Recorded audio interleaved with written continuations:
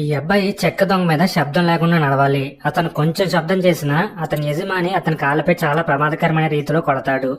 Rhizo ఎప్పుడు రాత్రంతా నొప్పితో నిద్రపోయేవాడు. కానీ కొంతకాలం తర్వాత అతని కాళ్ళు నొప్పిగా అనిపించాయి. మరియు అతని కాళ్ళకి మందు పోస్తున్నది తన స్నేహితురాలని అతను చూశాడు. ఇది చూసి అతని కళ్ళలో నీళ్లు వచ్చాయి. మరియు అతను మాట్సును రక్షించాలని ప్రతిజ్ఞ చేసుకున్నాడు. రోజులు గడిచే కొద్దీ శిక్షణ కూడా కష్టమైంది. మాట్సు ఎల్లప్పుడూ రైజోకు మద్దతుగా ఇచ్చింది. కాబట్టి అతను ఎల్లప్పుడూ సంతోషంగా ఉన్నాడు. ఒకరోజు పోటీలో ఆమె తన ప్రత్యర్థిని ఓడించగలిగింది. కానీ ఆమె ఓడిపోయిన వ్యక్తిని చంపలేకపోయింది. దీని కారణంగా ఆమె యజమాని కత్తితో ఆమె ముఖాన్ని కోసి బంధించాడు. అదృష్టవశాత్తు ఆ అబ్బాయి ఆమెకు త్రాగడానికి నీరు ఇచ్చాడు. దాని కారణంగా ఆమె బ్రతికే ఉంది. అయితే ఒక రాత్రి ఆమె రహస్యంగా ఆ ప్రదేశం నుండి పారిపోవడానికి సిద్ధంగా ఉంది. ఆ అబ్బాయి ఆమెను ఇక్కడే ఉండమని అడుగుతాడు. కానీ ఆమె దానిని ఇంకా తట్టుకోలేకపోయింది. కాబట్టి ఆమె రైజోకి వీడ్కోలు పలికి అక్కడి నుండి వెళ్లిపోయింది. తర్వాత రైజోను అతని యజమాని బంధించాడు. మరియు పారిపోవడానికి ప్రయత్నించడం వల్ల తన జీవితాంతం చెల్లించాల్సి వచ్చింది. అతను ఆమె వైపు చూడటమే గాని ఏమీ చేయలేకపోయాడు. కానీ కొంత సమయం తర్వాత ఆమె మరణించింది.